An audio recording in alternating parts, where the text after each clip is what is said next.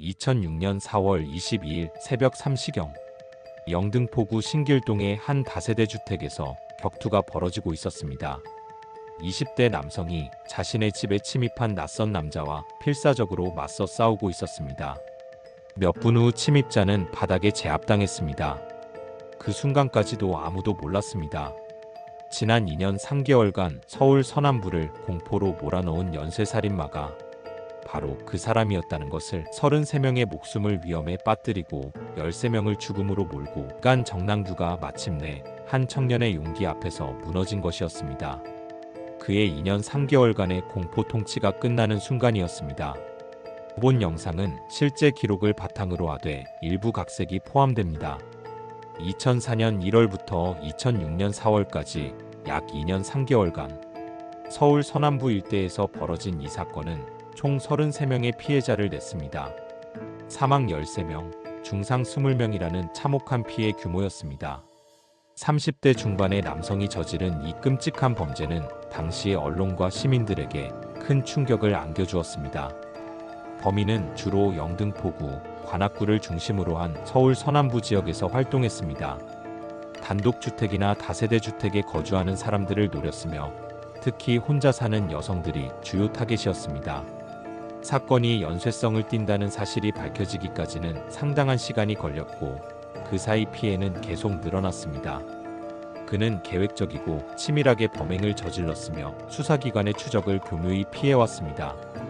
범행 장소는 모두 서울 서남부 지역이었고 피해자들은 대부분 20대에서 40대의 시민들이었습니다. 2000년대 중반 서울 서남부 지역은 범죄자가 활동하기에 쉽고 유리한 환경이었습니다. 당시 이 지역은 1970에서 80년대에 지어진 낡은 다세대 주택과 고시원, 원룸이 빼곡히 들어서 있었습니다. 보안시설은 매우 기초적이었습니다. 디지털 도어락은 거의 없었고 대부분 단순한 열쇠와 잠금 장치에 의존했습니다. CCTV는 주요 도로변에만 간간히 설치되어 있을 뿐 주거 지역 골목길에는 거의 없었습니다. 더 큰 문제는 사회적 안전망의 부족이었습니다. 급속한 도시화로 전통적인 동네 공동체가 해체되었지만 새로운 안전 네트워크는 아직 형성되지 않았습니다. 특히 1인 가구가 급증하던 시기였는데 이들 대부분은 지방에서 올라온 젊은이들로 경제적 여유도 없고 도움을 요청할 인적 네트워크도 제한적이었습니다. 경찰의 야간 순찰도 주요 간선도로와 상업지구에 집중되어 주거 밀집 지역의 좁은 골목길까지는 미치지 못했습니다. 지하철 1호선과 2호선이 관통해 접근성은 좋았지만 이는 범죄자에게도 유리한 조건이었습니다. 이런 환경에서 정남규 같은 범죄자에게는 타겟이 풍부하고 보안이 취약하며 발각 위험은 낮은 완벽한 범행 조건이 갖춰져 있었던 것입니다. 정남규는 1969년 충청남도 천안에서 태어났습니다. 평범한 가정에서 태어났으나 학창시절부터 고립적 성향이 강했습니다. 내성적이고 소극적인 성격으로 또래들과 잘 어울리지 못했고 대부분의 시간을 혼자 보냈습니다. 어린 시절의 정남규는 특별히 문제가 있어 보이지 않았습니다. 초등학교 성적도 중간 정도였고 선생님들도 그를 조용한 아이 정도로 기억했습니다. 하지만 자세히 들여다보면 다른 아이들과는 다른 점들이 있었습니다. 가장 두드러진 특징은 극도의 내성이었습니다. 같은 반 아이들이 함께 어울려 놀 때도 정남규는 혼자 있기를 좋아했습니다. 쉬는 시간에도 교실 한 구석에 앉아서 책을 읽거나 그림을 그리며 시간을 보냈습니다. 다른 아이들이 말을 걸어도 짧게 대답하고 대화를 이어가지 않았습니다. 이런 성향은 중학교에 진학하면서 더욱 뚜렷해졌습니다.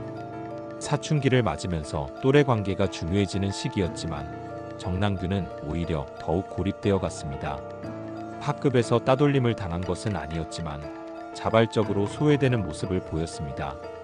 중학교 2학년 때부터는 폭력적인 내용의 만화나 소설에 관심을 보이기 시작했습니다. 처음에는 단순한 호기심이었지만 점차 그런 내용에 깊이 몰입하게 되었습니다. 도서관에서 빌리는 책들도 대부분 범죄나 미스터리 관련이었습니다. 고등학교 시절에는 이런 경향이 더욱 심화되었습니다. 성적은 중위권을 유지했지만 사회적 관계는 거의 단절된 상태였습니다. 반 친구들과는 최소한의 대화만 나누었고 방과 후에는 곧바로 집으로 돌아가 혼자만의 시간을 보냈습니다. 이 시기 정남규는 연쇄살인에 대한 서적들을 본격적으로 읽기 시작했습니다. 외국의 유명한 연쇄살인범들의 사례를 분석한 책들이 그의 주요 관심사였습니다. 그는 이런 책들을 반복해서 읽으며 범죄자들의 심리와 수법을 연구했습니다. 고등학교를 졸업한 후 정남규는 서울로 올라왔습니다. 특별한 목적이 있었던 것은 아니었습니다. 천안의 좁은 환경에서 벗어나고 싶었고 서울에서 새로운 기회를 찾아보고 싶었던 것입니다. 하지만 현실은 그의 기대와 달랐습니다. 서울에서의 첫 직장은 영등포의 한 공장이었습니다. 단순 조립 작업을 하는 생산직이었는데 정남규는 이 일에 적응하지 못했습니다. 동료들과 어울리는 것이 어려웠고 반복적인 작업에 금세 지루함을 느껴 3개월 만에 그만두었습니다.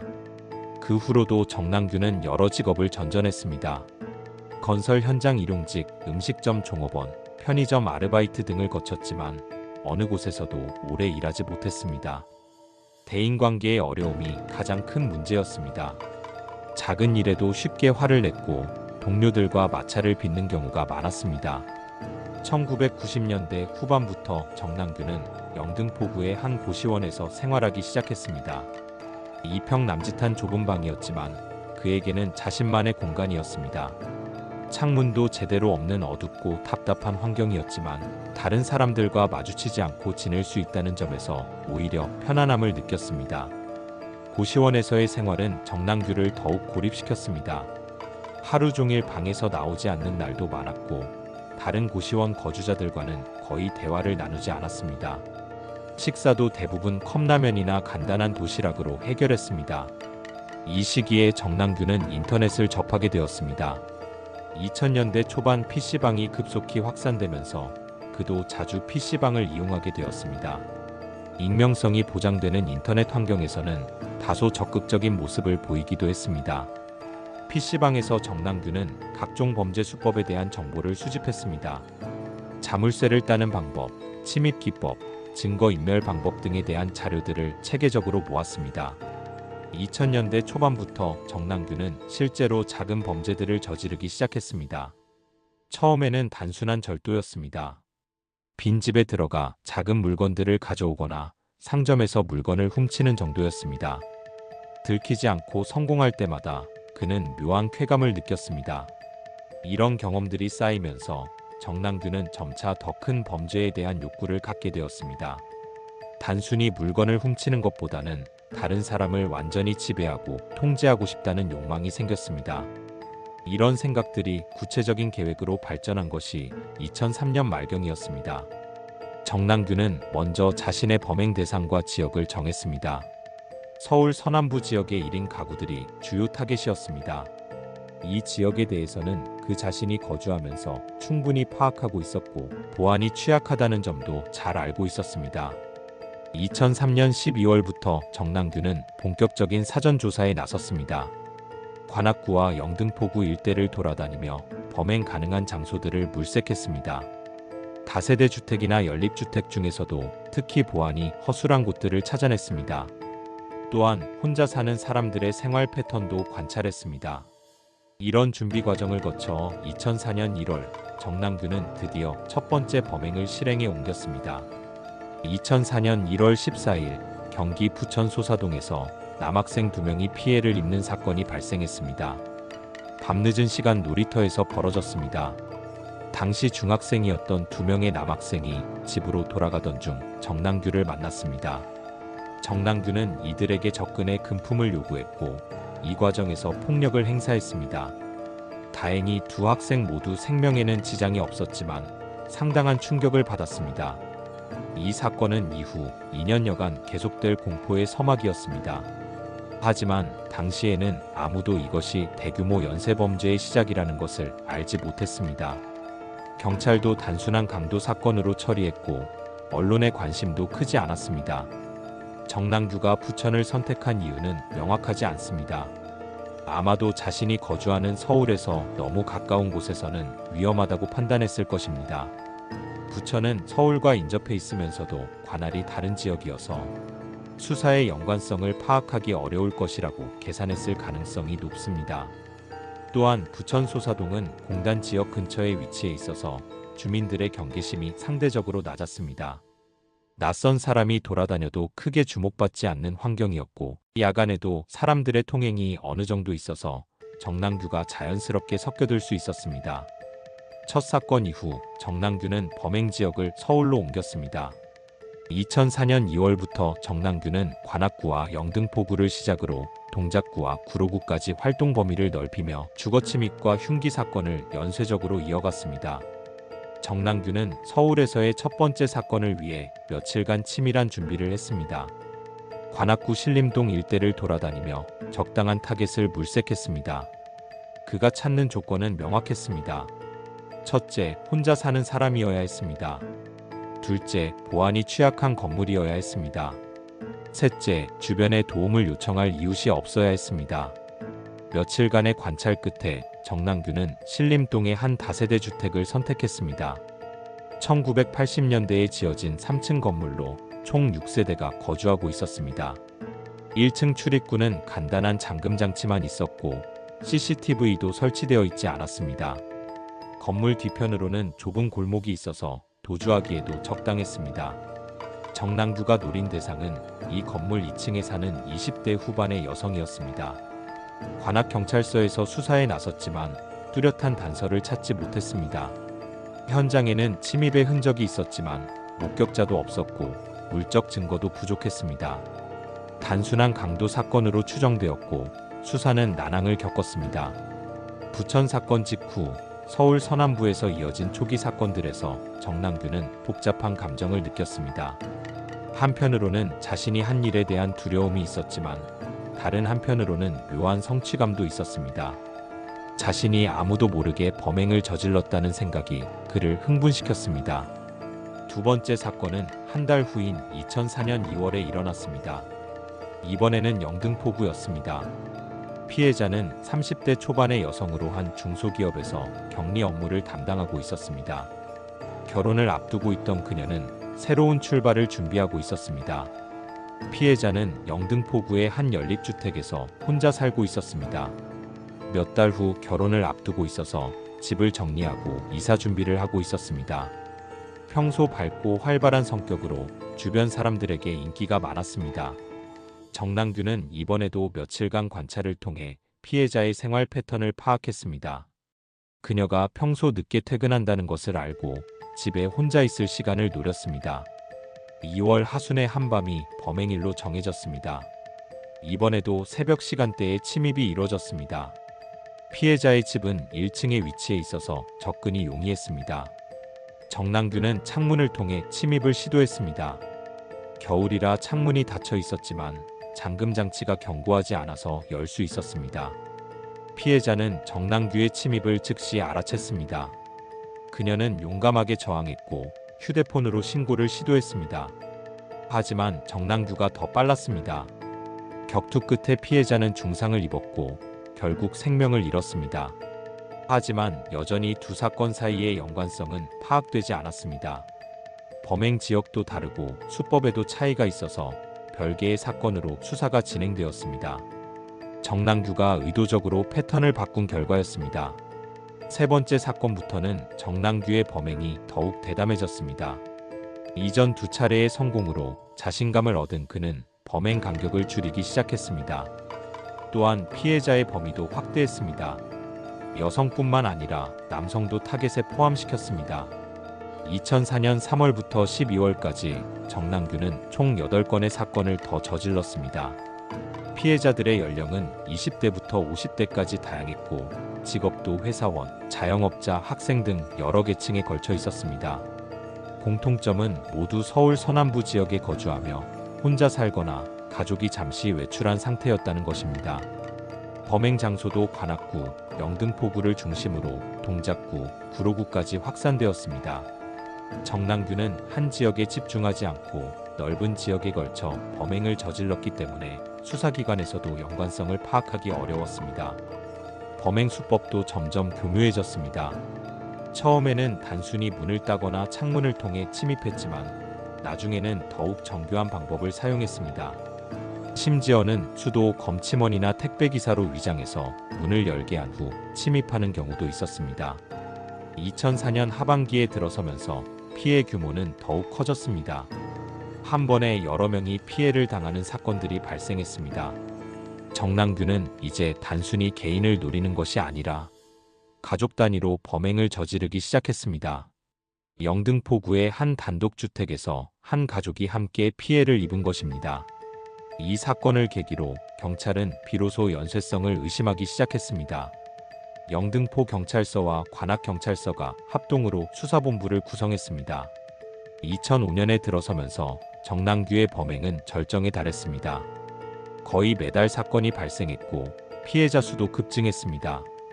1월부터 6월까지 총 8건의 사건이 연이어 발생했습니다. 언론에서도 서울 서남부 연쇄범죄라는 이름으로 연일 보도했습니다.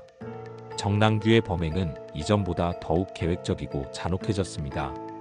단순히 금품을 훔치는 것을 넘어서 피해자들에게 더 큰 고통을 주려고 했습니다. 범행 시간도 더 길어졌고 현장에서 머무는 시간도 늘어났습니다. 특히 2005년 3월에 발생한 구로구 사건은 충격적이었습니다. 20대 여성 2명이 함께 살고 있는 원룸에 침입한 정남규는 2명 모두를 상대로 범행을 저질렀습니다.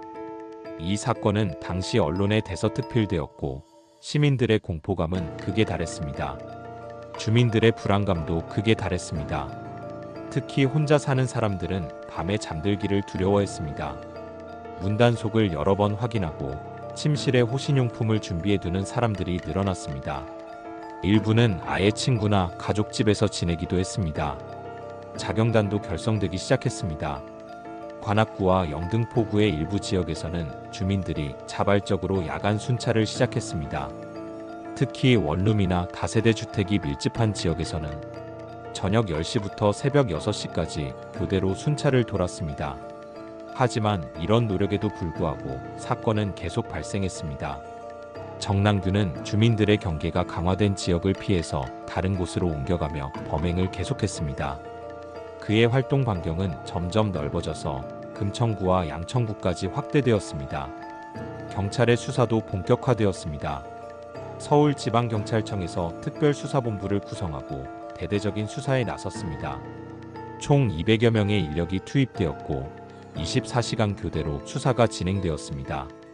프로파일링 전문가들도 투입되어 범인의 심리 상태와 행동 패턴을 분석했습니다. 분석 결과 범인은 30대 초중반의 남성으로 추정되었습니다. 사회적으로 고립되어 있으며 여성에 대한 적개심이 강할 것이라는 프로파일이 나왔습니다. 수사본부는 또한 과학수사기법을 본격 도입했습니다. DNA 감정과 지문 분석이 활용되었고 현장에서 발견된 미세한 증거들도 정밀 분석되었습니다. 특히 세 번째 사건 현장에서 발견된 손전 등의 지문은 중요한 단서가 되었습니다. CCTV 분석도 대규모로 이뤄졌습니다. 각 사건 현장 주변의 모든 CCTV 영상을 확보해서 분석했습니다. 비슷한 시간대에 반복적으로 나타나는 인물이 있는지 확인하는 작업이 진행되었습니다. 하지만 정남규는 여전히 교묘하게 수사망을 피해 다녔습니다. 그는 경찰의 수사 상황을 언론 보도를 통해 파악하고 그에 맞춰 범행 패턴을 조정했습니다. 수사가 강화되면 잠시 활동을 중단했다가 긴장이 풀어지면 다시 범행을 재개했습니다. 특히 CCTV 분석에 대해서는 철저히 대비했습니다. 범행 전후의 이동 경로를 미리 답사해서 CCTV가 있는 곳은 피해서 다녔습니다. 또한 모자나 마스크 등을 이용해 얼굴을 가리고 다녔습니다. 2005년 중반부터는 경찰의 수사가 더욱 체계화되었습니다. 각 경찰서별로 분산되어 있던 수사를 통합하고 정보 공유 시스템을 구축했습니다. 또한 시민들의 신고를 체계적으로 접수하고 분석하는 시스템도 만들어졌습니다. 시민들의 신고도 수천 건에 달했습니다. 의심스러운 인물을 목격했다는 신고부터 이상한 소리를 들었다는 신고까지 다양했습니다. 수사관들은 이 모든 신고를 하나하나 확인해야 했습니다. 하지만 대부분의 신고는 오보이거나 무관한 내용이었습니다. 시민들의 불안감이 워낙 높아서 작은 일에도 예민하게 반응하는 경우가 많았기 때문입니다. 수사관들은 방대한 양의 신고 중에서 진짜 단서를 찾아내는 것이 쉽지 않았습니다. 그럼에도 불구하고 몇 가지 유용한 정보들이 수집되었습니다. 여러 목격자들이 비슷한 인상차기의 남성을 목격했다고 신고했습니다. 30대 중반, 키 170cm 내외, 마른 체형, 단정한 외모라는 특징이 일관되게 제시되었습니다. 수사본부는 이런 정보를 바탕으로 예방활동도 강화했습니다. 해당 시간대에 취약지역 순찰을 늘렸고 주민들에게 보안 수칙을 홍보했습니다. 또한 혼자 사는 사람들에게는 특별한 주의를 당부했습니다. 하지만 이런 노력에도 불구하고 2005년 하반기에도 사건은 계속 발생했습니다. 9월에 관악구에서, 10월에 영등포구에서, 12월에 동작구에서 각각 사건이 일어났습니다. 정남규는 여전히 검거되지 않고 있었습니다. 2005년 12월 동작구 사건은 잔혹했습니다. 30대 부부가 함께 피해를 당한 사건이었는데 정남규는 이들에게 장시간에 걸쳐 고통을 가했습니다. 이 사건은 시민들에게 큰 충격을 주었고 경찰에 대한 비판 여론도 높아졌습니다. 언론에서도 경찰의 수사 능력에 대해 의문을 제기하기 시작했습니다. 2년 가까이 수사를 해도 범인을 잡지 못하는 것은 수사 역량의 문제라는 비판이 나왔습니다. 정치권에서도 경찰청장에게 책임을 묻는 목소리가 나왔습니다. 이런 압박 속에서 수사본부는 더욱 강력한 수사를 벌였습니다. 2006년에 들어서서도 사건은 계속되었습니다. 1월과 2월에 각각 한 건씩 발생했고 3월에는 2건이 연이어 일어났습니다. 경찰의 집중적인 수사에도 불구하고 정남규는 여전히 검거되지 않았습니다. 1월 사건은 구로구의 한 원룸에서 발생했습니다. 피해자는 20대 후반의 남성으로 야간 근무를 하는 직장에 다니고 있었습니다. 정남규는 그가 낮에 잠을 잔다는 것을 파악하고 오후 시간대에 침입했습니다. 이는 그의 범행 패턴이 변화하고 있음을 보여주는 사례였습니다. 또한 2월 관악구의 한 다세대 주택에서 70대 노인이 피해를 당했습니다. 지금까지 정남규의 타겟은 주로 20에서 40대였는데 처음으로 고령자를 대상으로 한 범행이었습니다. 이는 그의 범행이 더욱 무차별적으로 변해가고 있음을 시사했습니다. 3월 첫 번째 사건은 영등포구 대림동에서 일어났습니다. 이 지역은 조선족 거주자들이 많은 곳이었는데 피해자도 중국 동포였습니다. 언어 소통의 어려움 때문에 수사에 애로사항이 많았습니다. 정남규는 이런 점까지 계산에 넣고 범행지를 선택한 것으로 보였습니다. 3월 두 번째 사건은 동작구에서 발생했습니다. 이번에는 20대 여성 혼자 살고 있는 오피스텔이었습니다. 오피스텔은 다세대 주택보다 보안이 나은 편이었지만 정남규는 이미 여러 번의 경험을 통해 어떤 건물이든 침입할 수 있다는 자신감을 갖고 있었습니다. 이 무렵 경찰은 드디어 결정적인 단서를 확보하기 시작했습니다. 3월 두 번째 사건 현장에서 발견된 발자국이 이전 사건들의 것과 일치한다는 사실이 밝혀진 것입니다. 특별한 패턴이 있는 운동화 밑창이었는데 여러 현장에서 동일한 발자국이 발견되었습니다. 또한 목격자 진술도 점점 구체화되었습니다. 여러 사건 현장 근처에서 비슷한 인상차기의 남성을 목격했다는 신고가 계속 들어왔습니다.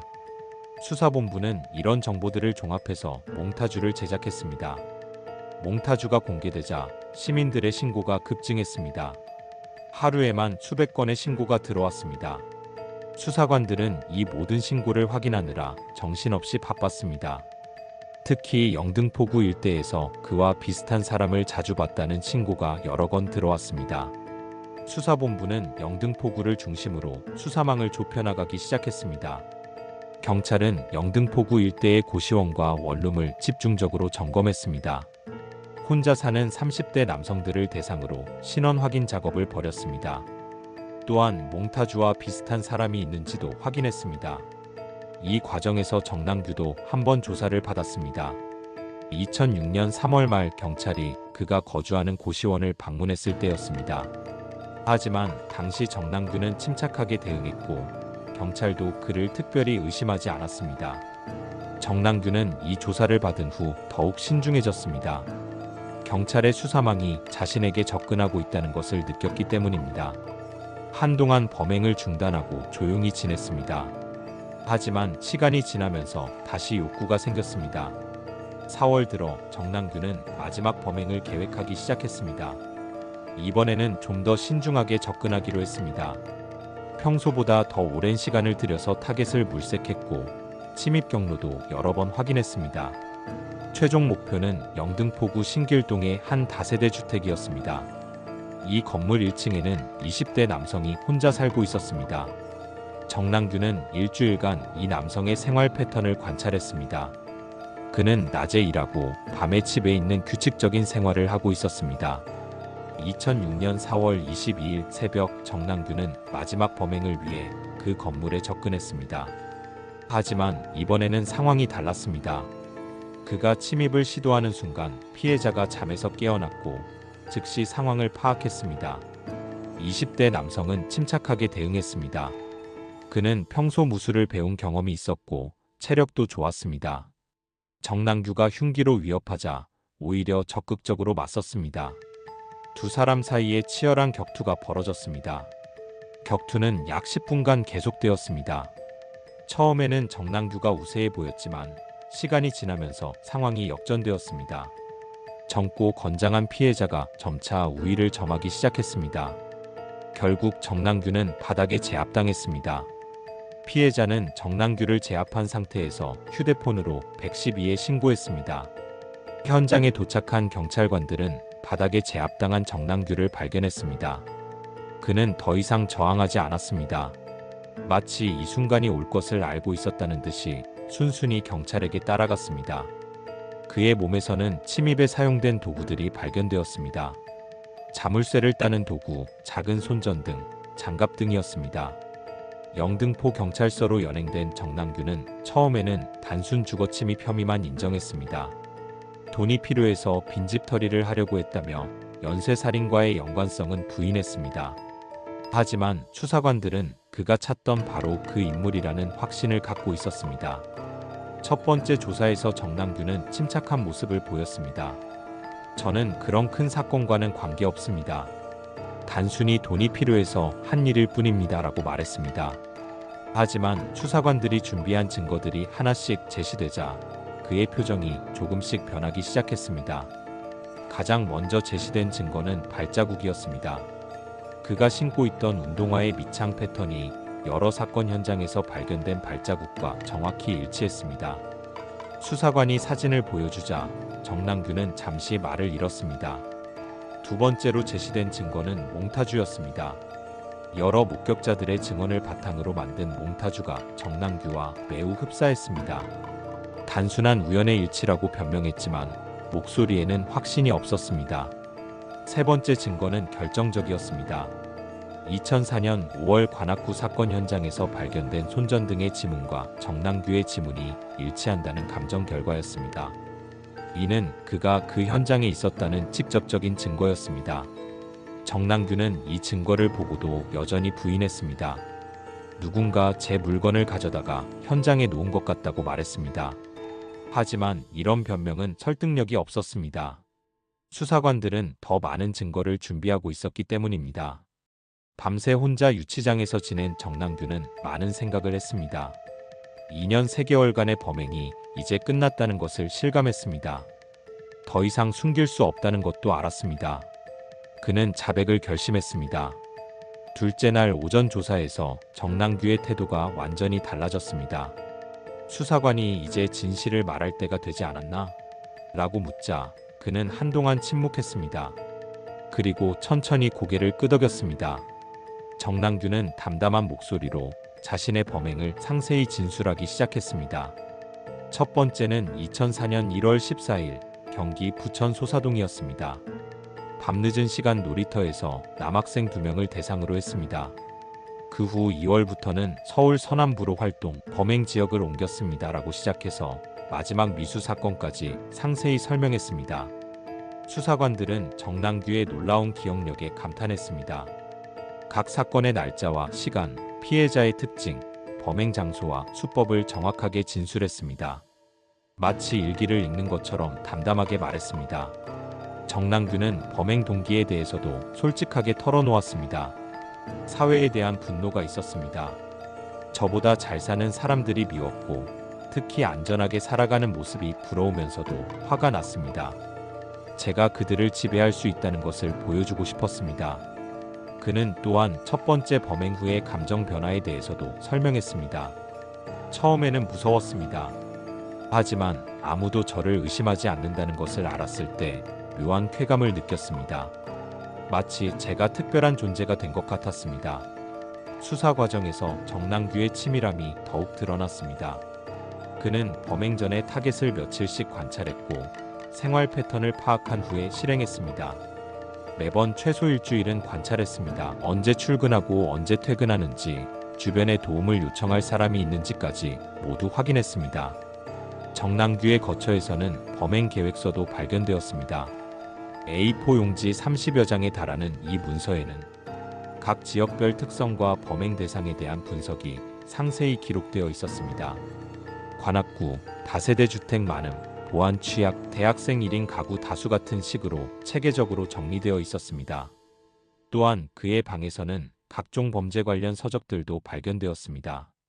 연쇄살인범들의 사례를 분석한 책들, 수사기법에 관한 전문 서적들, 심지어는 범죄 수법을 다룬 소설들까지 있었습니다. 정남규는 이런 책들을 통해 자신의 범행을 연구했던 것입니다. 자백 후 정남규는 현장 검증에도 적극적으로 협조했습니다. 수사관들과 함께 사건 현장을 차례로 돌아다니며 당시 상황을 재현했습니다. 각 현장에서 그는 자신이 어떤 경로로 침입했는지, 어떤 방식으로 범행을 저질렀는지 상세히 설명했습니다. 부천 소사동 놀이터에서 정남규는 여기서 처음 시작했습니다. 당시에는 이렇게 큰 일이 될 줄 몰랐습니다. 단순한 호기심이었는데 라며 당시를 회상했습니다. 하지만 그의 목소리에는 후회의 기색이 전혀 없었습니다. 관악구 신림동의 첫 서울 사건 현장에서는 이 건물의 보안이 가장 허술해 보였습니다. 1층 현관문도 쉽게 열렸고 복도도 어두워서 들키지 않을 자신이 있었습니다라고 설명했습니다. 가족 대상 사건 현장에서의 정남규 모습이 가장 충격적이었습니다. 여기서는 계획과 달리 가족이 집에 있었습니다. 당황했지만 이미 들어온 상황이어서 어쩔 수 없었습니다라며 사무적으로 설명했습니다. 현장 검증 과정에서도 정남규는 조금의 감정 변화도 보이지 않았습니다. 현장들을 돌아다니면서도 그는 마치 남의 이야기를 하는 것처럼 담담했습니다. 수사관들은 정남규에게 피해자들에 대한 후회나 죄책감이 있는지 물어봤습니다. 그는 잠시 생각하더니 후회라는 게 뭔지 잘 모르겠습니다. 다만 좀 더 신중했어야 했다는 생각은 듭니다. 이렇게 빨리 잡힐 줄은 몰랐거든요 라고 답했습니다. 정신감정을 위해 정남규를 면담한 전문의는 반사회적 성격장애의 전형적인 증상을 보인다고 평가했습니다. 타인에 대한 공감 능력이 현저히 부족하고 자신의 행동에 대한 죄책감도 느끼지 못한다. 하지만 현실 판단 능력은 정상이라는 것이 전문의의 소견이었습니다. 수사 과정에서 정남규는 자신의 범행을 정당화하려는 시도도 했습니다. 저는 사회의 문제점을 드러낸 것입니다. 서울 서남부 지역의 보안이 얼마나 허술한지, 혼자 사는 사람들이 얼마나 위험한 상황에 놓여 있는지 보여준 거죠라고 말했습니다. 하지만 수사관들이 그렇다면 왜 신고나 제보를 하지 않고 직접 범행을 저질렀느냐고 반박하자 정남규는 답변하지 못했습니다. 결국 그의 범행은 개인적 분노와 열등감에서 비롯된 것임이 명확해졌습니다. 수사가 마무리되어 갈 무렵 정남규는 이제 모든 게 끝났다는 기분입니다. 2년 넘게 숨어 살면서 계속 긴장해야 했는데 이제는 그럴 필요가 없으니까 오히려 편합니다라고 말했습니다. 2006년 6월 정남규에 대한 기소가 이뤄졌습니다. 기소장에는 정남규의 범행이 상세히 기록되어 있었습니다. 각 사건별로 범행 일시, 장소, 피해자 상황, 범행 수법 등이 구체적으로 명시되었습니다. 총 200페이지에 달하는 방대한 분량이었습니다. 검찰은 특히 정남규의 범행이 계획적이고 지속적이었다는 점을 강조했습니다. 우발적이거나 일시적인 범죄가 아니라는 것이었습니다. 또한 범행 수법이 점차 교묘해지고 잔혹해졌다는 점도 중요한 근거로 제시했습니다. 재판은 2006년 7월부터 시작되었습니다. 서울중앙지방법원에서 열린 첫 공판에는 수많은 기자들과 방청객들이 몰렸습니다. 정남규는 첫 공판에서 모든 혐의를 인정했습니다. 검찰이 기소한 내용이 모두 사실입니다라고 명확하게 말했습니다. 변호인은 그에게 묵비권을 행사하라고 조언했지만 정남규는 이를 거부했습니다. 재판 과정에서 피해자 가족들의 참석이 이어졌습니다. 피해자 가족들의 증언이 계속되는 동안 정남규는 대부분 고개를 숙이고 있었습니다. 하지만 별다른 감정 변화는 보이지 않았습니다. 때로는 무표정하게 앞을 바라보기도 했습니다. 변호인 측은 정남규의 불우한 성장 환경을 강경 사유로 제시했습니다. 또한 정신감정 결과를 근거로 심신미약을 주장했습니다. 피고인은 정신적 질환으로 인해 정상적인 판단 능력이 없었다고 주장했습니다. 하지만 검찰은 이를 강력히 반박했습니다. 피고인의 범행은 매우 계획적이고 치밀했다. 정신질환이 있었다면 이런 범행이 불가능했을 것이라고 주장했습니다. 또한 정남규가 범행 후 증거를 인멸하고 수사를 피해 다닌 것도 정상적인 판단 능력이 있었다는 증거라고 했습니다. 검찰은 최종 변론에서 정남규에게 사형을 구형했습니다. 피고인의 범행은 계획적이고 잔혹하며 사회에 미친 해악이 극히 크다. 33명의 무고한 시민을 피해자로 만들고 13명의 생명을 앗아간 중대한 범죄로서 극형이 불가피하다고 주장했습니다. 검찰은 또한 피고인에게는 범행에 대한 반성이나 후회가 전혀 보이지 않는다. 오히려 자신의 행동을 정당화하려고 한다. 이런 태도는 교화 가능성이 없음을 보여준다고 덧붙였습니다. 정남규의 태도도 반성적이지 않았기 때문입니다. 정남규는 판결을 듣고도 별다른 반응을 보이지 않았습니다. 마치 예상했던 결과라는 듯 무표정한 모습이었습니다. 변호인과 잠시 상의한 후 항소 의사를 밝혔습니다. 항소심 재판에서도 1심과 동일한 결과가 나왔습니다. 정남규의 변호인은 여전히 심신미약과 어린 시절의 가정폭력을 주장했지만 법원은 받아들이지 않았습니다. 2심 재판부는 범행의 계획성과 잔혹성을 고려할 때 1심 판결이 적절하다고 판시했습니다. 정남규 자신도 1심에서와 마찬가지로 큰 변화를 보이지 않았습니다. 여전히 자신의 행동에 대한 반성이나 후회를 표하지 않았습니다. 피해자 가족들은 2심에서도 참석해서 엄벌을 호소했습니다. 1심 판결이 정당하다며 피고인에게는 극형이 필요하다고 입을 모았습니다. 정남규는 이번에도 상고를 신청했습니다. 하지만 여전히 피해자들에 대한 사과의 말은 끝까지 하지 않았습니다. 대법원은 약 3개월간의 심리를 거쳐 2007년 4월 26일 최종 판결을 선고했습니다. 결과는 원심 확정이었습니다. 대법원은 원심의 사실 인정과 법리 적용에 잘못이 없다며 피고인의 상고를 기각한다고 판결했습니다. 정남규의 사형이 최종 확정되었습니다. 2004년 1월 첫 범행을 저지른 지 3년 3개월 만에 모든 법적 절차가 끝났습니다. 2년 3개월간 서울 서남부 일대를 공포로 몰아넣었던 연쇄살인마에 대한 최종 심판이 내려진 것입니다. 하지만 사형 확정으로부터 2년 7개월이 지난 2009년 11월 22일 오전 정남규는 자신의 독방에서 숨진 채 발견되었습니다. 그는 침대 시트를 이용해 스스로 목숨을 끊었습니다. 피해자 가족들에게는 허망함만 남았습니다. 한 피해자 가족은 마지막까지 비겁했다며 분노를 감추지 못했습니다. 우리 가족이 당한 고통에 대해 끝까지 책임지지 않고 도망간 것이라고 말했습니다. 또 다른 가족은 이제 정말로 모든 게 끝났구나 하는 공허함을 토로했습니다.